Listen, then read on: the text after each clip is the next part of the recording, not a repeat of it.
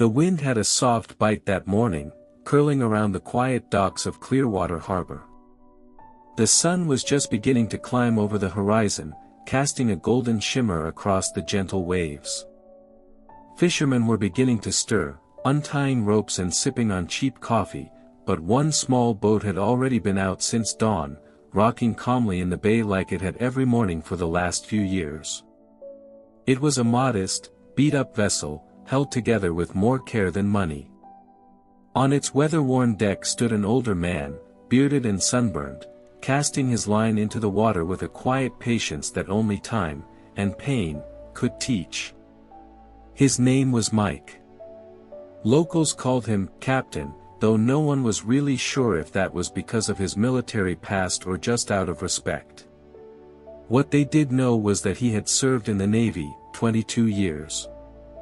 His hands still bore the calluses of a sailor, and his eyes held the kind of weight that comes from watching too many friends never make it home. After his discharge, Mike hadn't chased comfort. He bought that old boat for next to nothing and lived on it, docked near a crumbling pier that no tourists cared to visit. Some thought he was hiding from the world. Others believed he simply felt more at peace surrounded by water than concrete. But no one questioned his integrity. Not in this town. That morning, the harbor was still quiet when a deep rumble broke the rhythm of the waves. At first, it sounded like thunder. Then, it became unmistakable, the roar of engines far too powerful for this sleepy bay. Heads turned. Even Mike looked up. And that's when they saw it. A massive luxury yacht, sleek and glistening like a dagger in the sun, was barreling toward the marina. It was moving too fast, music blaring from speakers on the upper deck, people laughing, drinking, completely oblivious to anything outside their bubble. The boat looked like it belonged in Monaco, not a quiet town like this.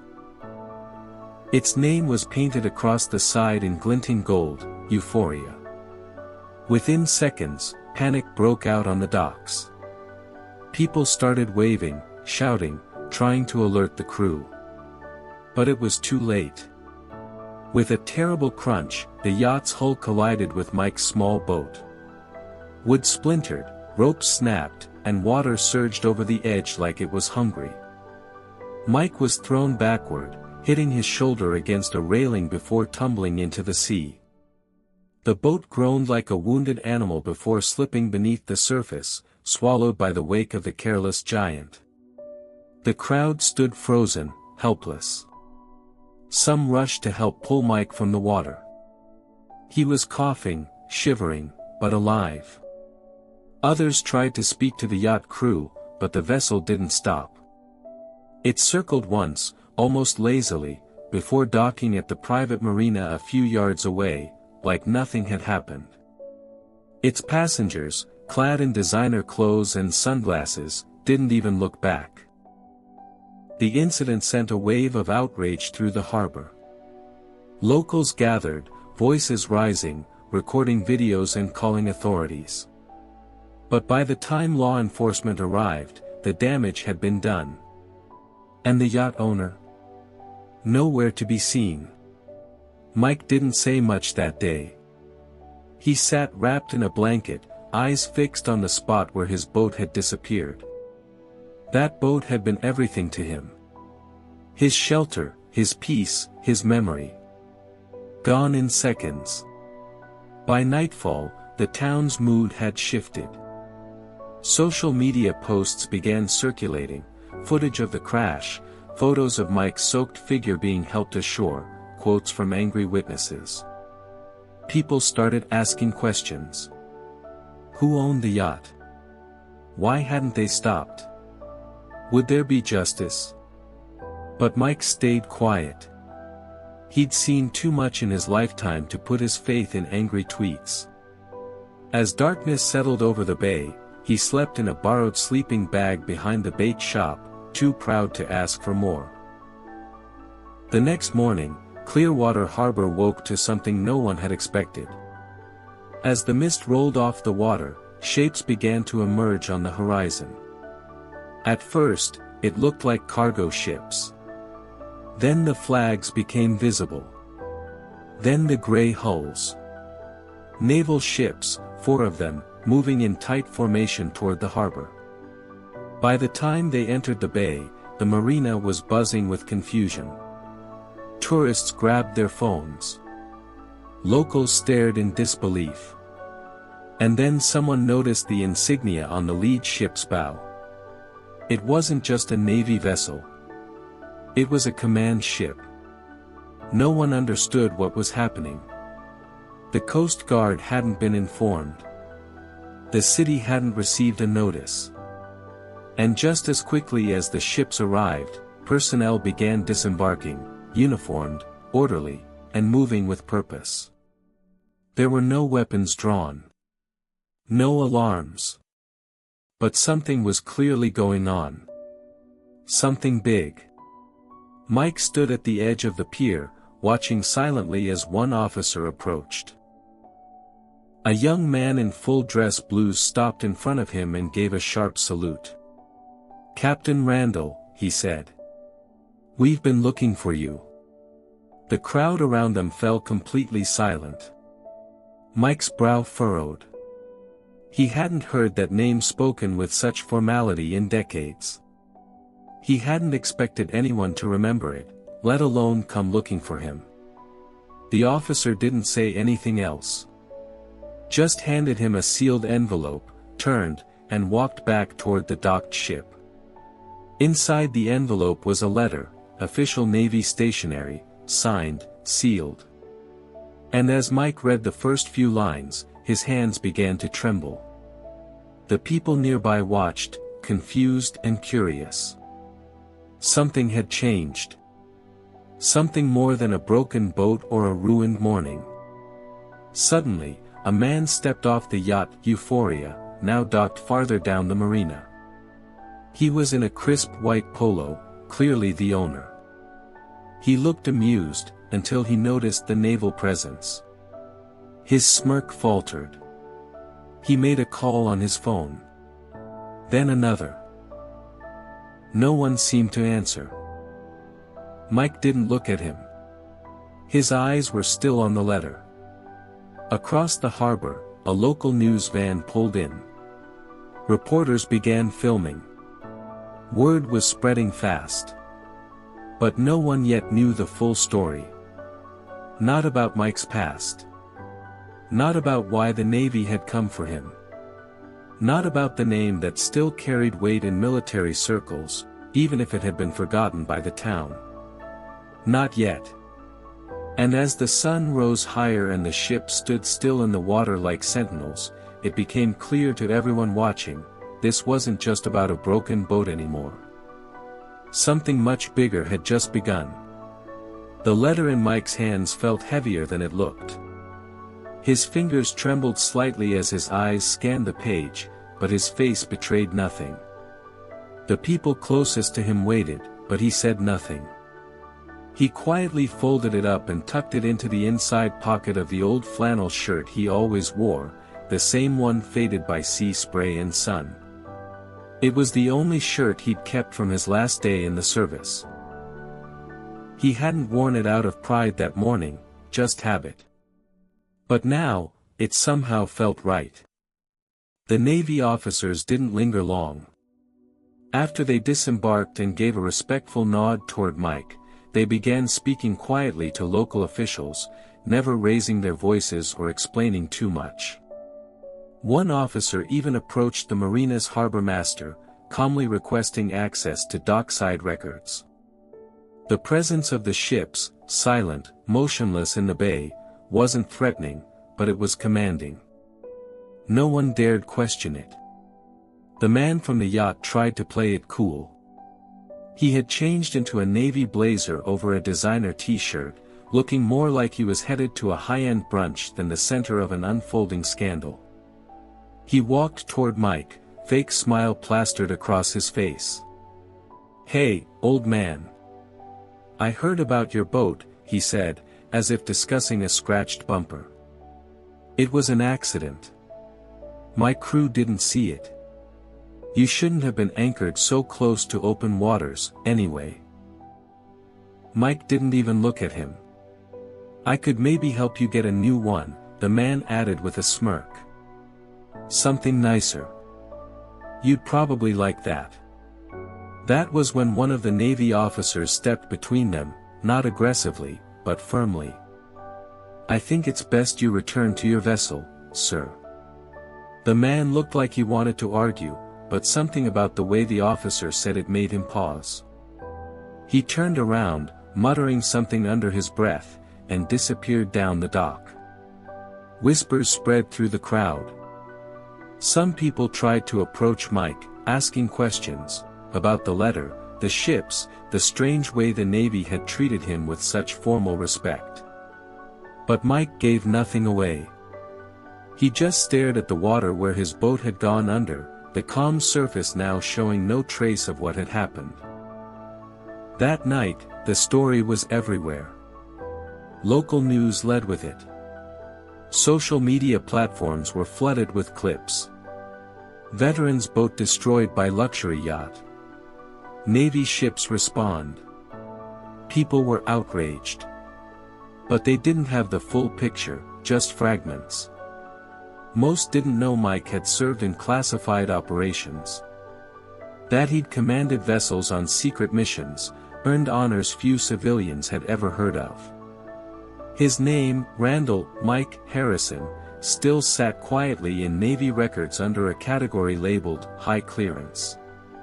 Most of that information had been buried for decades. He hadn't wanted recognition. After retiring, he could have settled down with a pension, maybe taught naval history at a school somewhere. But instead, he chose solitude. He found peace in tides and currents, in the gentle rocking of his boat at night.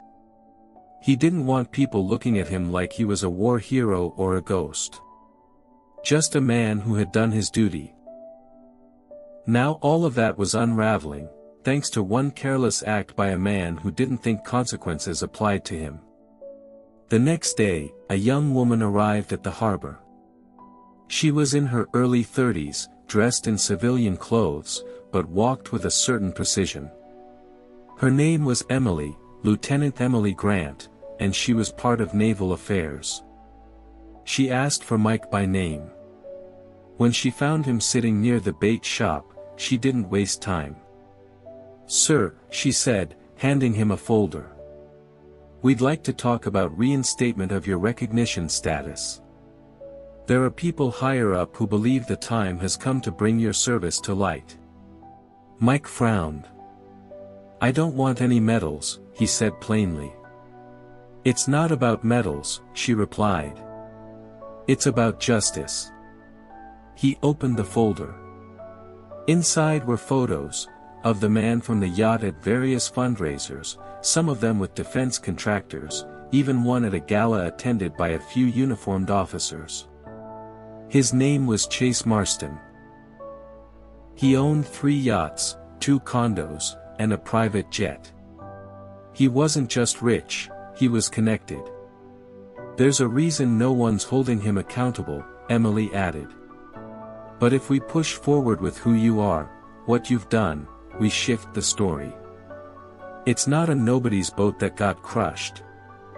It's a decorated naval commander's." Mike didn't answer right away. He just stared down at the image of Chase shaking hands with someone in a suit that cost more than a new fishing boat. "I didn't ask for any of this," Mike finally muttered. "I know," Emily said. "But maybe now the country needs to hear your story." Meanwhile, Chase was starting to sweat. His calls to contacts in the local government were going unanswered. His lawyer advised him to lay low, but the pressure was building. Public opinion was turning fast, and behind closed doors, Navy officials were quietly reviewing the surveillance footage from the harbor, footage that showed clearly the reckless speed of his yacht, and the aftermath. At the same time, veterans across the country started sharing Mike's story. People who had served with him began posting photos, memories, medals they'd earned on missions he led. Hashtags trended, hashtag justice for Mike, hashtag veterans deserve better. Donations poured into a GoFundMe set up by a local teenager who just wanted to help Mike get a new boat. It crossed $100,000 in less than a day. But Mike still hadn't accepted a penny. Late one night, a few Navy officers came to meet him again. This time, they brought something else, a box. Inside was the old cap he used to wear on his final deployment. He hadn't seen it in years. "We found it in archives," one of the men said. "Figured you might want it back." Mike ran his fingers across the faded lettering, USS Valiant. The memories that came rushing back weren't all good, but they were real. And so was the sense that, whether he liked it or not, he was being called again. Not for war, but for truth. And just as he started to speak, a distant sound echoed across the water, another engine. But this one wasn't loud or reckless. It was steady, respectful. A Navy patrol boat pulling in near the dock, its crew standing silently at attention as it approached. Mike stood up, slowly, watching the vessel come to a stop. The officer on board stepped forward and saluted. "Captain Harrison," he said. "Permission to come ashore?" Mike looked around, then nodded. The time for hiding was over. Mike didn't sleep much that night. The dock, usually quiet by midnight, buzzed with tension that wouldn't settle. Even the sea, calm on the surface, seemed to carry an edge beneath its waves. He sat on a folding chair just outside the small marina office, staring out at the harbor. The cap they'd returned to him was still in his lap. Every now and then, he rubbed his thumb along the edge as if grounding himself. Across the water, the luxury yacht loomed like a shadow. Even with its sleek lights off, its silhouette was unmistakable, an expensive piece of floating arrogance. Chase Marston hadn't left town. In fact, he hadn't even moved the yacht. His pride wouldn't let him retreat. He still believed his money could fix things. But something about the presence of Navy ships and veterans gathering nearby made him uneasy. He had underestimated Mike. Worse, he'd underestimated the quiet power of a story that had caught fire. Back in town, people started picking sides, even if they didn't say it out loud. The local newspaper, once mostly silent on veteran issues, ran a front-page story titled, "Who Really Owns Clearwater Harbor?" It questioned whether longtime residents and veterans like Mike were being pushed aside for developers, billionaires, and tourists. The editor had grown up near the water. His father had served. And something about seeing that destroyed boat, Mike's only home, cracked his professional distance. Meanwhile, at the marina, workers spoke in hushed tones. They remembered how Mike had once helped repair their outboards for free, or how he gave bait to young kids who didn't have enough for a full bucket. He wasn't flashy, didn't talk much, but he was part of the place. And now, with uniformed officers quietly moving through town and journalists hovering nearby, people realized just how deep Mike's history ran. One of those journalists was Maria Alvarez, a freelance reporter who had driven 4 hours to Clearwater after catching wind of the viral clip. She didn't care about yacht parties or celebrity drama. She wanted to know why the Navy showed up over a boat. And why a homeless veteran was being treated like someone from a military legend. She caught up with Emily Grant near the marina gate. "Can you confirm why the Navy is involved in a civilian property dispute?" Maria asked, holding out her phone to record. Emily kept her voice even. "This isn't just about property. It's about respect. And responsibility. Are you saying the Navy is officially backing Mr. Harrison?" "I'm saying the Navy recognizes when one of its own has been wronged." Maria posted the quote that night. It was retweeted over 1 million times in 2 days. But not everyone was supportive. In the background, Chase's legal team worked hard to push a different narrative. They reached out to national media, painting Mike as a squatter, a drifter with no real claim to the dock space where his boat had been. They dug into his past, trying to find any mistakes, any possible way to discredit him. An old unpaid fine. A bar fight from 1998. Anything. What they didn't count on was the loyalty of the people who had served with Mike. Men and women from different branches began showing up in town. They weren't loud. They weren't there to protest. They just showed up. Bought coffee at the diner. Spent time near the docks. Watched. One evening, as the sun dipped low, turning the water gold, a man in his 70s stepped off a gray SUV and walked slowly toward the dock. He wore a faded vest, patches stitched carefully into it. His limp was noticeable, but his eyes were sharp. "Name's Curtis," he said to Mike, offering his hand. "We served on the same carrier once. You probably don't remember me, but I remember you. You pulled me out of the water during a fire drill that went wrong." Mike didn't say anything for a moment. Then he shook the man's hand. "I remember." Curtis stayed. So did others. Each brought their own stories, their quiet presence adding pressure. The message was unspoken but clear: Mike wasn't alone. The subplot that no one saw coming unfolded a few blocks away, where a young boy named Tyler, barely 13, watched all of this unfold. His mother worked as a cleaner at the marina, and he'd often seen Mike tinkering with his boat or feeding stray cats. Mike had once fixed his bike's rusty chain. Tyler had filmed the original video of the boat being destroyed. He'd uploaded it to TikTok with no real plan. But now, the attention it had received scared him. When Tyler came to Mike the next morning, his voice trembled. "I didn't mean for all this to happen." Mike placed a hand on the boy's shoulder. "You told the truth. That matters." Tyler nodded. He still looked unsure. In another part of town, the mayor was feeling the heat.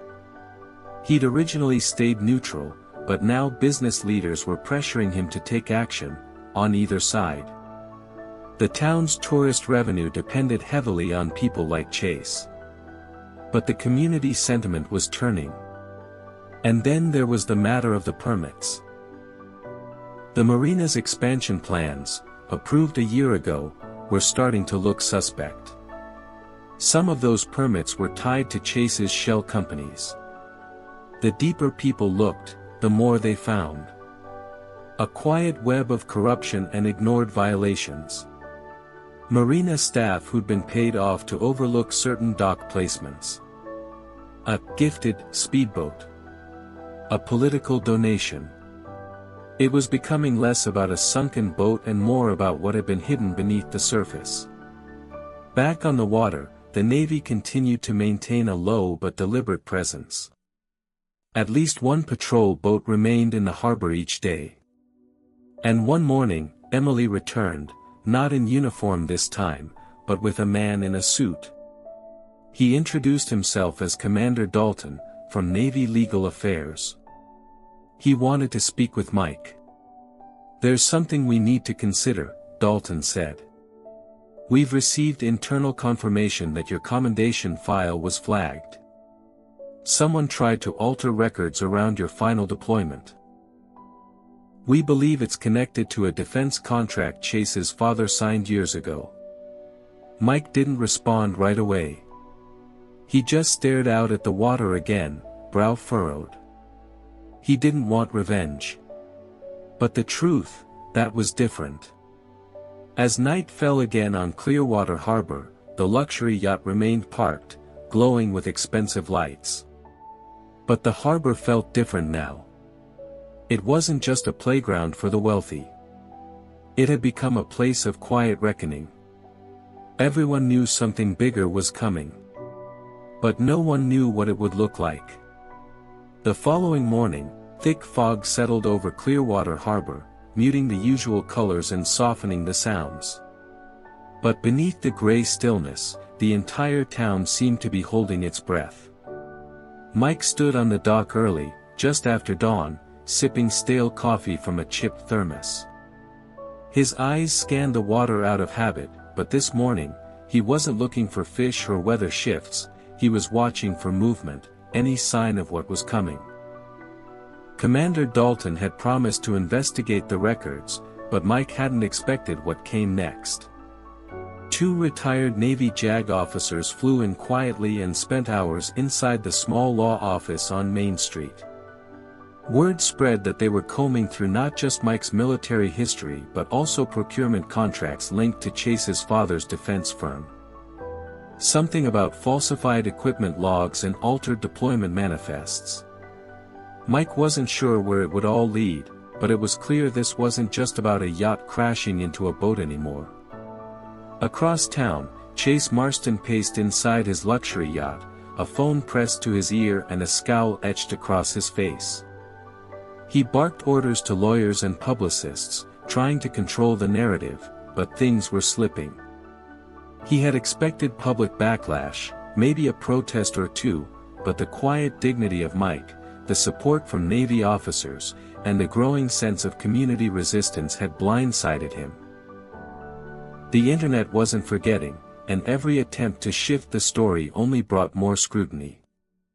Meanwhile, the marina owner, a man named Roy Jennings, received a subpoena. For years, Roy had benefited from Chase's investments. He was the one who allowed Chase to dock his yacht where he pleased, who overlooked zoning issues, and who cashed in on private events hosted aboard that oversized boat. But now, Roy's phone wasn't ringing with party reservations, it was ringing with questions. Reporters. Lawyers. Officials from the Department of the Navy. He found himself watching old security footage of the crash. He hadn't wanted to review it before, but something tugged at him. There, on screen, was the moment Mike's boat shattered under the luxury yacht's massive bow. And just before the impact, clear as day, Mike stood, arms out, signaling, shouting for Chase to stop. He wasn't in the way. He was warning. Roy leaned back in his chair and exhaled, realizing how badly he had misjudged what would happen next. Back at the harbor, more veterans gathered. Some had driven in from other states. Some wore hats that told stories of wars long past. Others brought photos and medals, placing them quietly along the railing near where Mike's boat had once been moored. A kind of silent memorial had formed, and townspeople began adding candles, flags, and notes. It became more than just support for Mike, it became a message. This harbor mattered. Its people mattered. A soft knock at Mike's temporary trailer came just before noon. Emily stood there, holding a large envelope and wearing a look Mike hadn't seen before, something between hope and heaviness. "I need to show you something," she said. Inside the envelope were copies of classified mission logs. Emily explained that the redactions had been cleared under a special review request. They confirmed what Mike had long buried in silence: during a covert operation overseas, he had saved multiple lives, including that of a high-ranking official whose name had been wiped from the report. That same official, it turned out, had a family connection to Chase's father. The cover-up hadn't just been for secrecy, it had been strategic. Political. Mike sat there, silent, running a hand over his face. "So what happens now?" he asked, voice low. "We let the truth do what it does," Emily replied.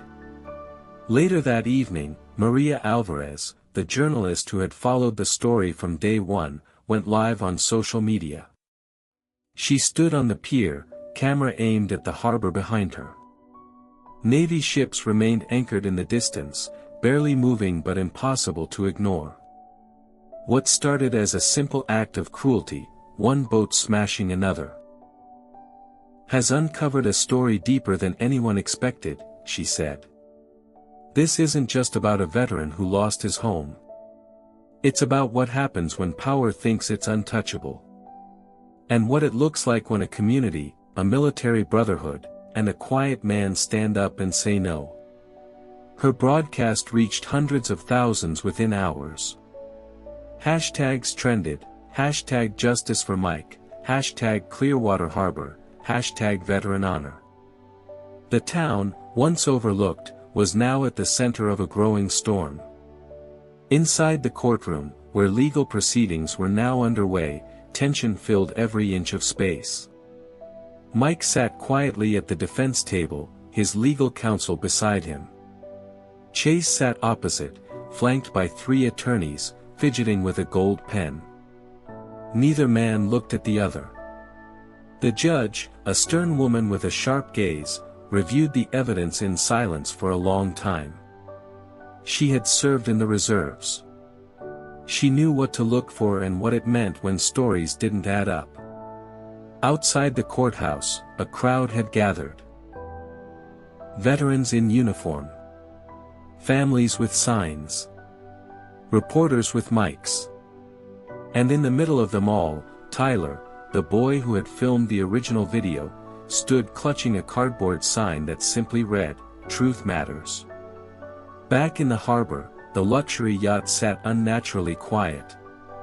Its crew hadn't returned since the legal hearings began. Word was spreading that Chase's father's company had come under investigation by the Navy Inspector General. Shareholders were panicking. Deals were being questioned. And people who had once bragged about knowing the Marstons were suddenly changing the subject. That night, Mike stood at the edge of the dock, eyes fixed on the water.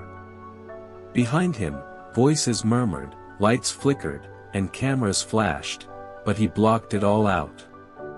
His mind drifted to the moment just before the crash. The helplessness. The sound of splintering wood. And then to now, how that one moment had set off something no one could have predicted. He felt Emily's presence beside him before she spoke.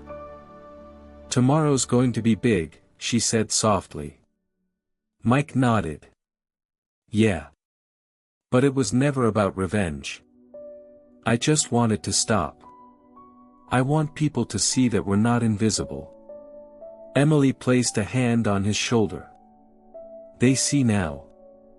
As a breeze rolled off the harbor, carrying the scent of salt and seaweed, a low hum began to rise from the distance. Lights shimmered on the water. A Navy ship slowly began to reposition closer to the docks. It wasn't aggressive. It wasn't flashy. But its presence, steady and deliberate, spoke volumes. Something was coming. Everyone could feel it. As the massive Navy ship eased closer to the docks, casting long shadows across the harbor, Mike remained still. His posture was calm, but beneath the surface, his mind churned. Something about the ship's presence didn't feel ceremonial anymore. It wasn't just for show. There was an urgency to it, a quiet intensity, as if the Navy wasn't just supporting him, they were preparing for something larger. Emily's phone buzzed beside him. She answered quickly, stepping away for a few seconds. When she returned, her face had changed. Her eyes locked onto Mike's with a seriousness that startled him. "There's been a break in the case," she said quietly. "But not the one we expected." Mike tilted his head, waiting. One of the JAG investigators received an anonymous tip. They found a sealed envelope postmarked from Clearwater, dated over a year ago, and addressed to the Department of Defense. It contained documents, real ones, about the Marston family's business dealings with a foreign contractor flagged for arms trafficking. Mike's eyes narrowed. "And?" he asked, though he already felt the answer coming. "And it was signed by you." Mike blinked, stunned. "That's impossible," he said slowly. "I never sent anything. I didn't even know about those documents." Emily nodded. "That's the twist. Someone forged your name to expose them, an insider. And whoever it was, they used your name because they knew it would trigger action if things ever went public." Mike looked back at the Navy ship, now still and anchored. His throat felt dry. "They're not just here for support," he muttered. "They think I'm the whistleblower." And just like that, everything shifted. The courtroom drama had already gained national attention, but this new layer turned it into something far bigger. News channels began digging into the Marston defense contracts. Questions were raised on the Senate floor. And within 24 hours, federal agents arrived in Clearwater.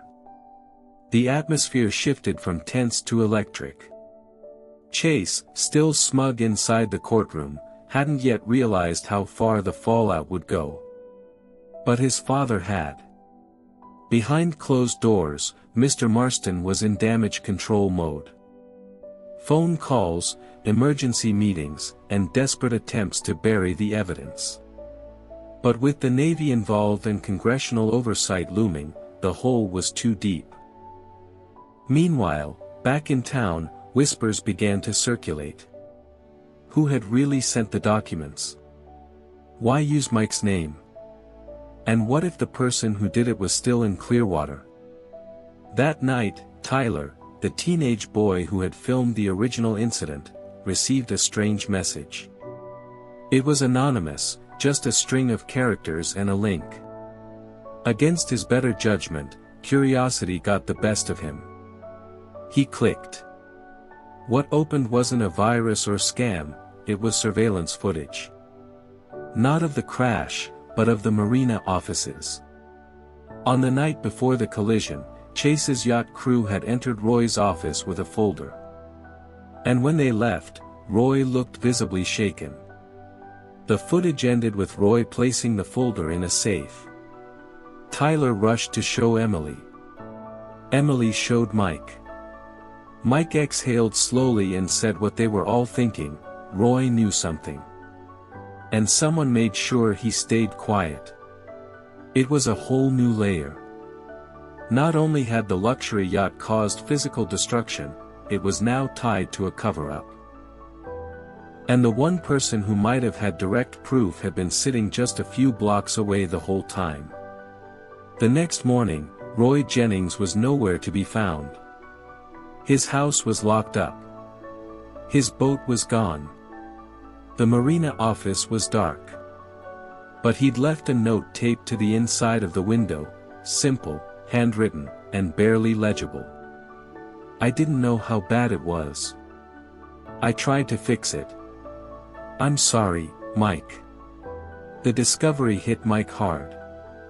Roy had been part of Clearwater his whole life.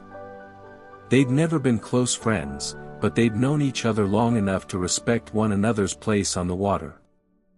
And now Roy was gone, either running or hiding. Maybe both. Emily turned the note over and saw a second message written in the corner. Check behind the breaker box. It didn't take long to pry it open.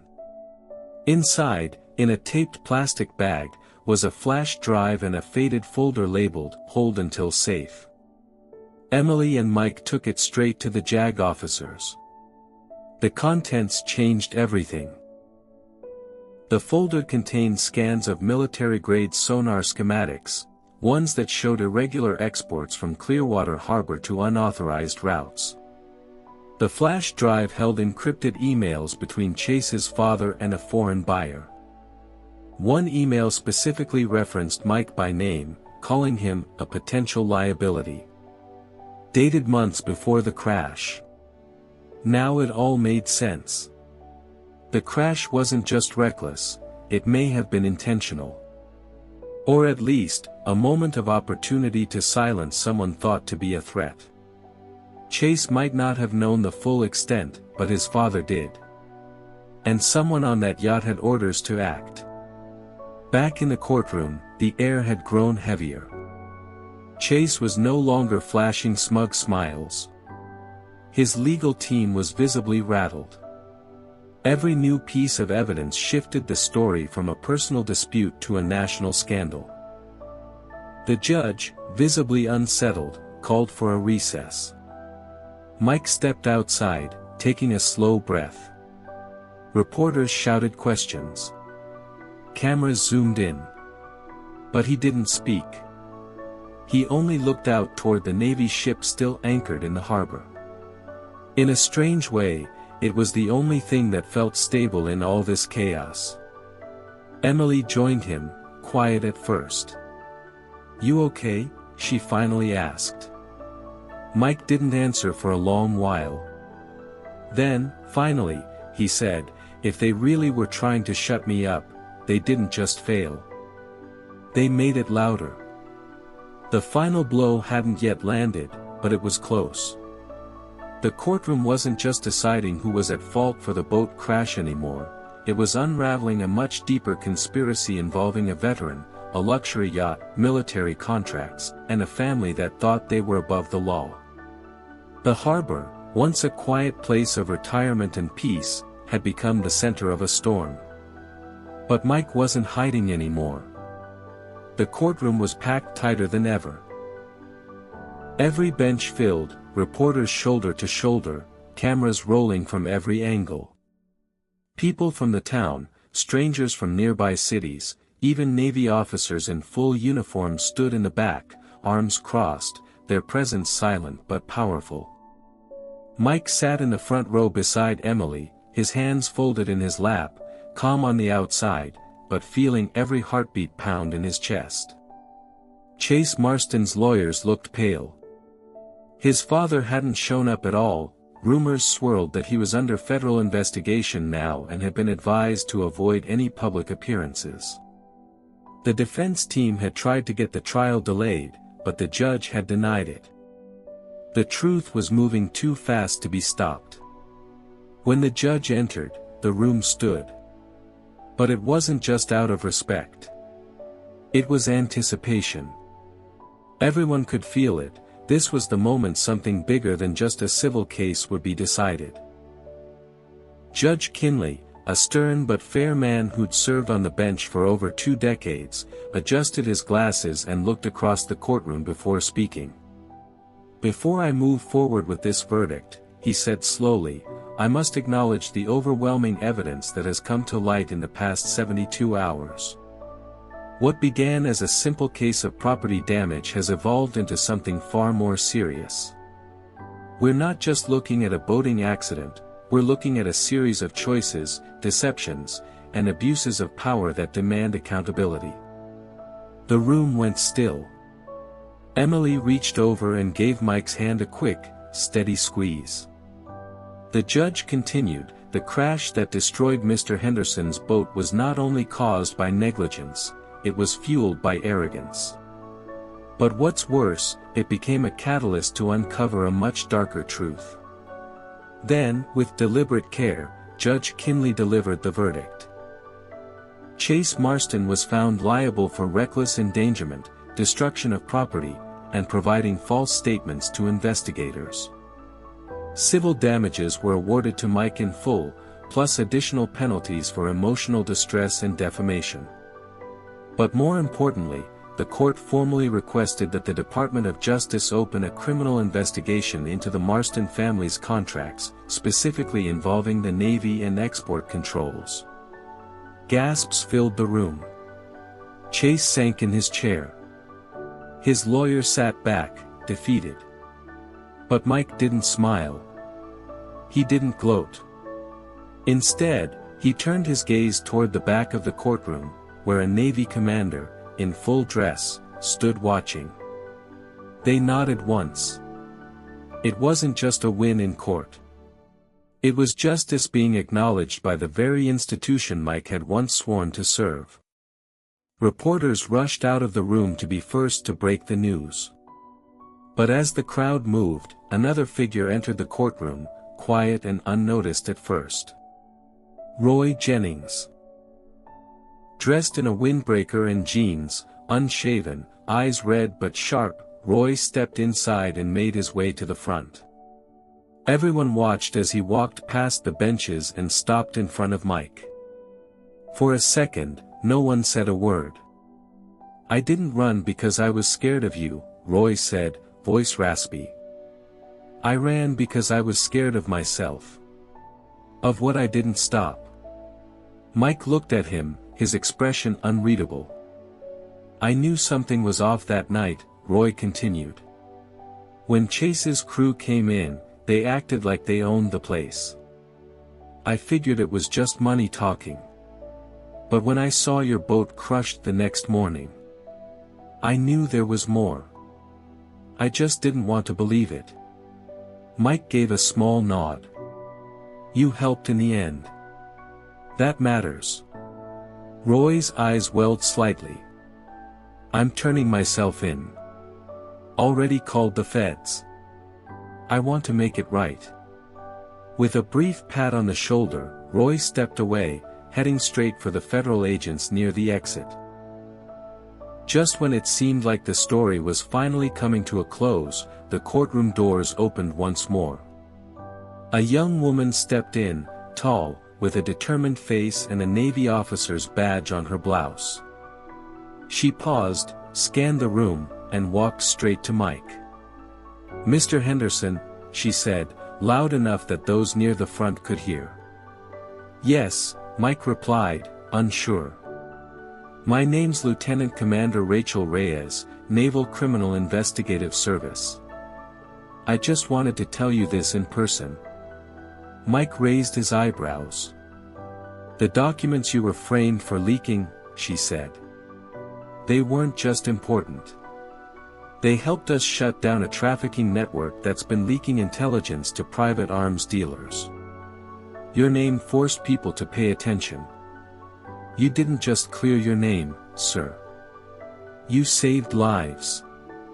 The words hit harder than Mike expected. He opened his mouth to reply but couldn't. He simply nodded. Emily, tears in her eyes, leaned into him with a small smile. Outside the courthouse, the harbor looked calm again.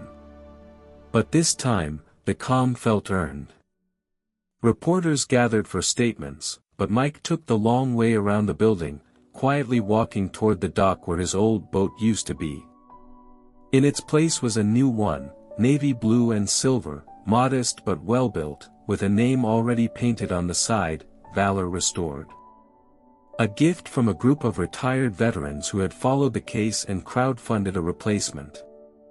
When Mike first heard about it, he tried to refuse. But they insisted. Said it wasn't charity. It was honor. He had stood for something, and they wanted to stand with him. As he stepped onto the boat, taking in the clean deck and the smell of new wood and salt, Emily joined him. "I guess the harbor won't ever be the same," she said. "No," Mike replied, glancing at the ship still anchored in the distance. "But maybe that's a good thing." Then, just as the sun dipped low and cast golden reflections across the water, another small detail caught Mike's eye. On the far end of the dock, tied to a piling and nearly hidden behind a stack of crab cages, was a small dinghy. Scratched, old, barely floating. Chase Marston. Alone, sitting quietly in the boat. Not in handcuffs, not guarded, just waiting. His head lowered.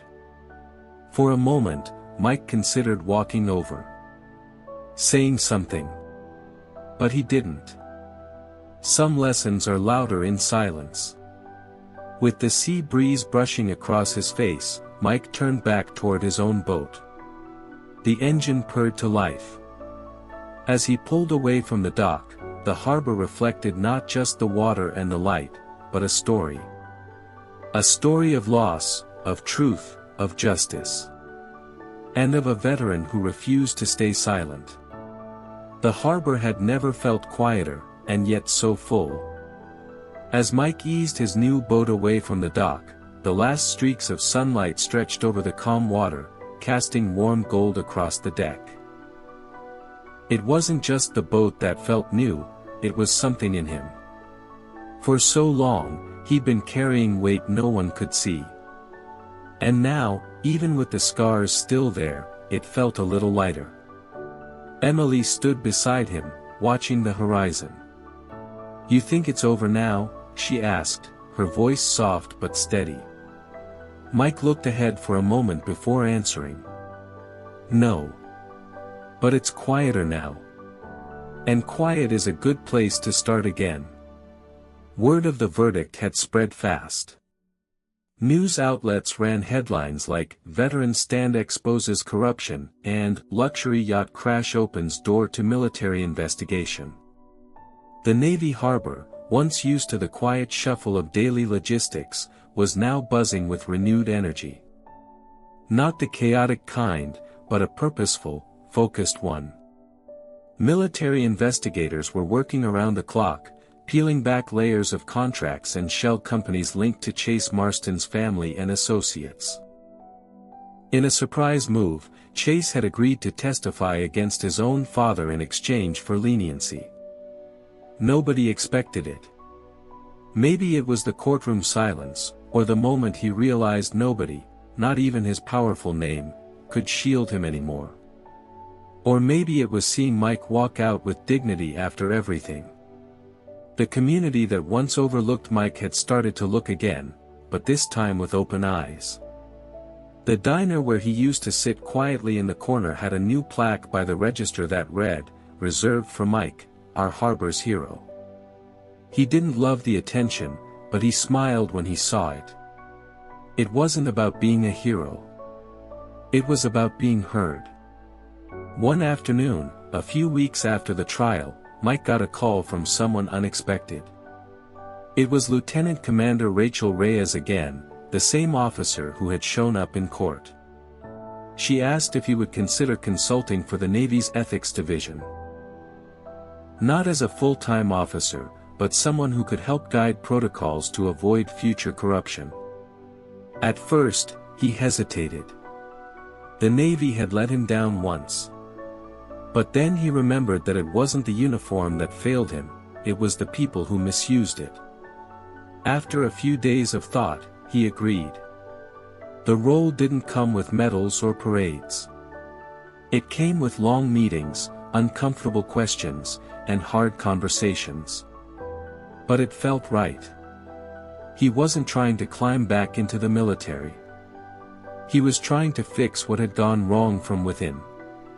Meanwhile, Emily had begun documenting the entire story. Not as a reporter chasing headlines, but as someone who believed others needed to hear it. Her article series titled "The Wake of Valor" was picked up by major news outlets and even sparked a podcast deal. She used her voice to give space to stories like Mike's, the kind that often went ignored because they didn't come with glamour or viral moments, just truth. Roy Jennings, the dockhand who finally came forward, was given leniency by the court in exchange for his cooperation. He chose to spend his time volunteering at a local veteran center, helping others struggling with guilt and silence. Mike met him there one afternoon during a support meeting. The two men didn't say much. Just a nod and a handshake. That was enough. Even the dock, once dominated by towering yachts and private security, had changed. Some of the wealthier owners moved their boats elsewhere, unwilling to share space with a story that made them uncomfortable.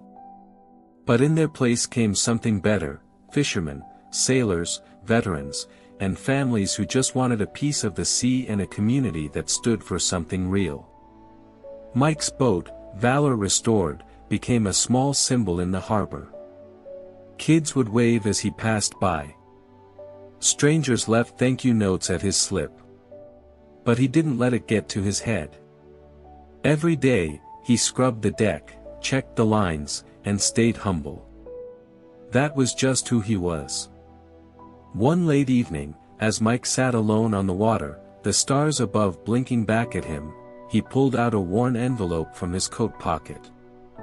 Inside was a letter, one he'd written to himself during his discharge, folded and forgotten for years.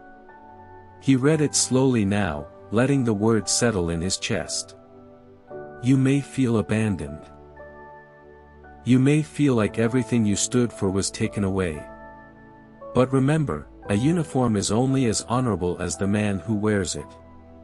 If no one else remembers who you are, you must. Mike folded the letter back up and tucked it into the wheel housing.